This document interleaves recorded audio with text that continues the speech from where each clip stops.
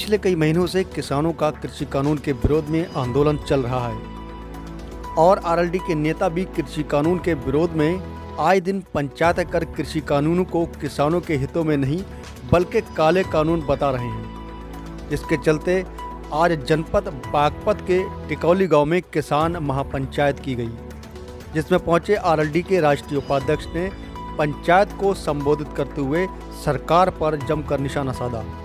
उन्होंने मंच से बोलते हुए कहा कि ये सरकार किसानों के लिए कील और अंडानी अंबानी को कालीन बिछा रही है और ये निष्ठुर सरकार 250 किसानों की शहादत का भी मजाक उड़ाती है। केवल मंत्री नहीं बल्कि खुद भी प्रधानमंत्री ने भी संसद में किसानों का मजाक उड़ाया है। किसान जिन्होंने देश को अपने खून पसीने से सींचा है, उनको प्रधानमंत्री नरेंद्र मोदी परजीवी कहते हैं। उन्होंने कहा है कि इस कानूनों के केवल बड़े उद्योगपतियों और कारपोरेट घरानों को ही फायदा मिलेगा, न कि किसानों को मिलेगा। उन्होंने बागपत पर किसानों पर बोलते हुए कहा कि किसान बैंकों के 1342 करोड़ के कर्जदार हैं, जबकि किसानों का पिछला 173 करोड़ रुपए मिलाकर 900 करोड़ रुपए बकाया है। इसका जवाब क्या प्रधानमंत्री देने को तैयार हैं? वहीं जयंत चौधरी द्वारा बताया गया कि सरकार को चेताते हुए कहा गया है कि आंदोलन कर किसानों को दबाने का काम सरकार न करें। कोई भी अनैतिक कृत्य बर्दाश्त नहीं किया जाएगा। पंचायत ने कहा कि हिंदू मुस्लिम का भाईचारा कायम किया जाएगा। किसानों की सभी फसलों को एमएसपी पर खरीद की गारंटी सुनिश्चित कराई जाए। इस बीच महापंचायत में जयंत चौधरी ने कहा कि सरकार को किसानों की बात मानना पड़ेगी और किसानों की शर्तों के आगे उन्हें झुकना पड़ेगा और अपने द्वारा बनाए गए कृषि काले कानूनों को वापस लेना पड़ेगा।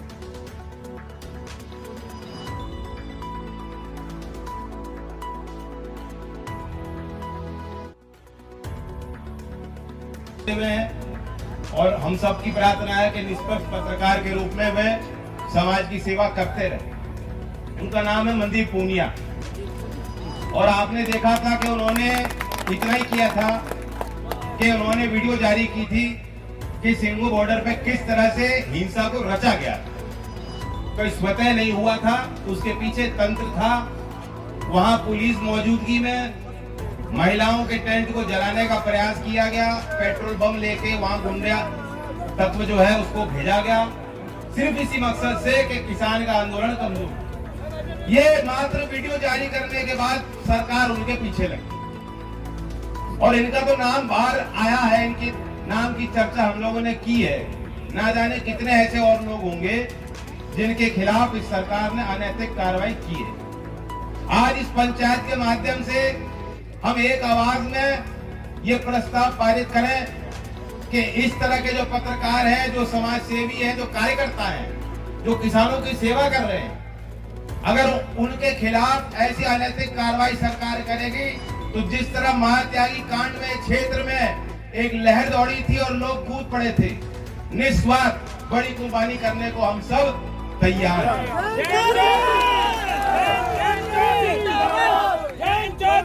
दूसरा मेरा प्रस्ताव है कानून को लेकर गए और आपने देखा अब तो खुल के होता है, अब तो खुल के होता है। जो प्रधानमंत्री पहले किसान और गरीब हर भाषण में बोलते थे, अब वे सुबह उठते हैं तो अदानी अंबानी का नाम का राग लाते हैं और सोने से पहले भी वही नाम लेते हैं। उनके नाम पे स्टेडियम बनाया गया, उनका नाम रखा नरेंद्र मोदी स्टेडियम।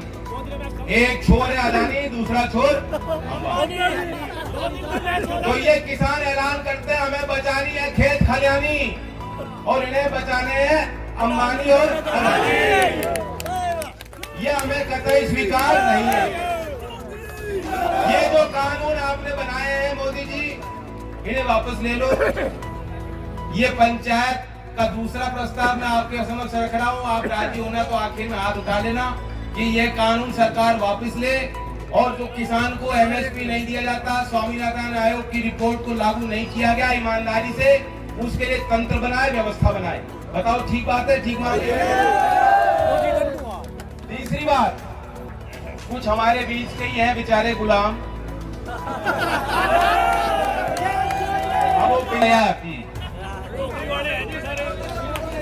वो उनके लिए कुछ ज्यादा कोई मैं बुरी बात नहीं कहना चाहता, वे हमारे बीच के ही हैं, कभी न कभी सद्बुद्धि आएगी। लेकिन उनके लिए बहुत सुंदर लेखन करने वाले फिल्मों में, पुरानी फिल्मों में गरीबी पे उनके गाने बहुत प्रसिद्ध हुए और 100 साल की उनकी सेंटिनरी होने वाली 8 तारीख को। साहिर लुधियानवी, उनके शब्दों में मैं वर्णन करता हूं कि जब आप आज अपने स्वार्थ को जो लोग बचाने के लिए, कुर्सी बचाने के लिए जुटे हैं, किसानों के आंदोलन का विरोध करते हैं, अभिव्यक्ति की आजादी का विरोध करते हैं, नागरिक की आजादियों का हनन करते हैं, जब अगले चुनाव में आप जाओगे तो एक एक मतदाता आपको क्या बोलेगा? आज से मेरे फंड का मकसद जंजीरें पिघलाना है, आज से मैं शबनम के बदले अंगारे बरसाऊंगा। तो ये साहिर लुधियानवी के वे बोल है, सुंदर बोल है।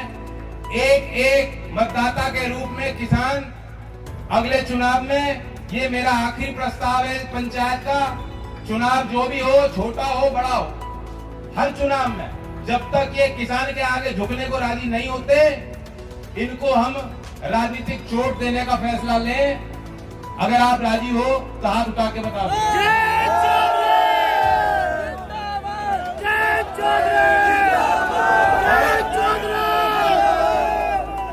मैं बहुत खुश हूँ नौजवानों को देखकर।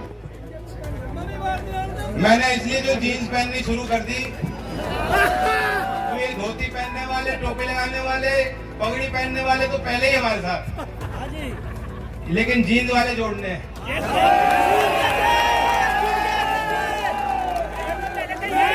अभी मैं बहुत बहकाया गया नौजवानों को, बहुत बहकाया।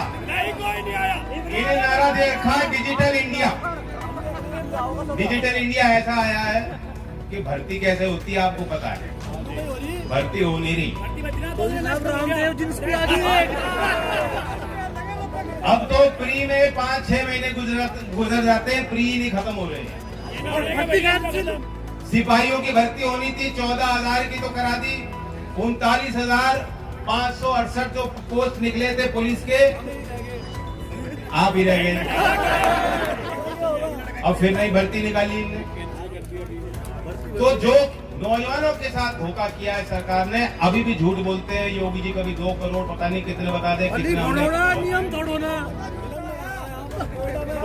तो नौजवानों, आपकी बाबूजी है, बाबूजी नहीं है, बाबा जी है, इनका बाबू बना देना, कोई बात नहीं। नौजवानों मेरे साथ नारा लेना, जय जवान।